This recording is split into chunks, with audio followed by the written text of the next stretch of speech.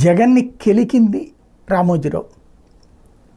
ఆయన వ్యాపారం మీద ఆయన చేసుకుంటుంటే ప్రారంభించి జగన్ మీద విష ప్రచారం రాజశేఖర రెడ్డి బతుకున్నప్పుడే ప్రారంభించారు రామోజీరావు. అంటే భవిష్యత్తులో జగన్ వారసుడు అవుతాడని ఆనాయుడే గ్రహించి ఆయన అసలు రాజకీయాల్లోకి రానియకుండా చేయడానికి ప్రయత్నించారు. చంద్రబాబు గారిది అదే ప్రయత్నం. వీళ్ళందరి ప్రయత్నం వలన అతను రాజకీయాల్లోకి సీరియస్గా రావడం, ఆ తర్వాత ఇవాళ ముఖ్యమంత్రి అవడం, గద్దె దించడానికి ఇప్పుడు వాళ్లే ప్రయత్నిస్తున్నటువంటి నైజం. అందులో నవరత్నాలు జగన్కి పెద్ద ఎసెట్ అదే.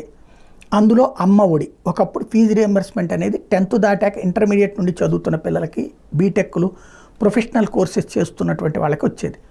జగన్ ఇప్పుడు దాన్ని అమ్మ ఒడి అన్నటువంటి పేరుతో స్కూల్ పిల్లలకు కూడా ఫీజు రియంబర్స్మెంట్ ఇస్తున్నారు. ఏడాదికి 15,000 రూపాయలు.